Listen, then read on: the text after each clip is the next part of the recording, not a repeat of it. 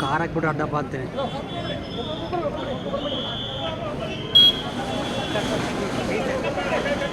Sir ಅಡ್ಡ ಬರ್ಬಿಡಿ sir,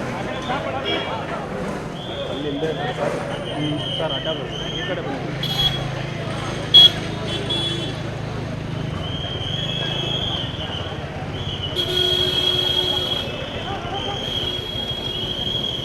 ಕೈ ಕೈ ಕೈ ತೆಗಿಯೋ, ಬ್ಯಾಗ್ ತೆಗಿಯೋ.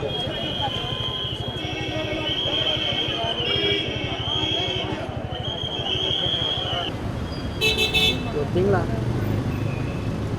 1 ಮಂತು.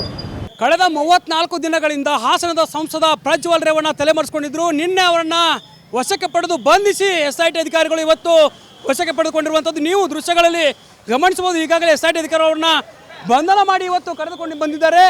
ಬೋರಿಂಗ್ ಹಾಸ್ಪಿಟ್ಲ್ನಲ್ಲಿ ಈ ಒಂದು ಮೆಡಿಕಲ್ ಚಿಕಿತ್ಸೆಗಾಗಿ ಅವರನ್ನು ಪ್ರಜ್ವಲ್ ರೇವಣ್ಣ ಅವರನ್ನು ಕರೆದುಕೊಂಡು ಬಂದಿರುವಂಥದ್ದು. ಹೀಗಾಗಿ ಪ್ರಜ್ವಲ್ ರೇವಣ್ಣ ಅವರನ್ನ ಈಗ SIT ಅಧಿಕಾರಿಗಳು ಕರೆದುಕೊಂಡು ಹೋಗ್ತಾ ಇದ್ದಾರೆ.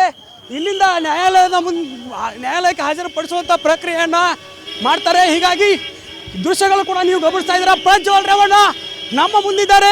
ಗ್ಯಾರಂಟಿ ನ್ಯೂಸ್ನ ದೃಶ್ಯಗಳಲ್ಲಿ ನೀವು ನೋಡ್ತಾ ಇದ್ದೀರಾ. ಏನು ಬುಲೆರೋ ವಾಹನದಲ್ಲಿ ಅವರನ್ನು ತೆಗೆದುಕೊಂಡು ಹೋಗ್ತಾ ಇರೋದು ಆಗತ್ತೆ. ಮೆಡಿಕಲ್ ಟೆಸ್ಟ್ ಆಗಿದೆ ಈಗಾಗಲೇ ಪ್ರಜ್ವಲ್ ರೇವಣ್ಣ ಅವರಿಗೆ.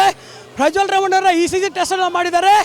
ಈಗ ಅವರನ್ನು ನ್ಯಾಯಾಧೀಶರ ಮುಂದೆ ಹಾಜರು ಮಾಡ್ತಾರೆ. ಇವತ್ತು ಅವರಿಗೆ ನ್ಯಾಯಾಂಗ ಬಂಧನ ಆಗತ್ತಾ ಅನ್ನುವಂಥ ಪ್ರಶ್ನೆ ಮೂಡ್ತಾ ಇರುವಂಥದ್ದು. ಕ್ಯಾಮ್ರಾ ಪರ್ಸನ್ ಯುವರಾಜ್ ಜೊತೆ Durgesh Naik, guarantee news, Bengaluru. Guarantee news, ಸುದ್ದಿ ಖಚಿತ, ನ್ಯಾಯ ನಿಶ್ಚಿತ.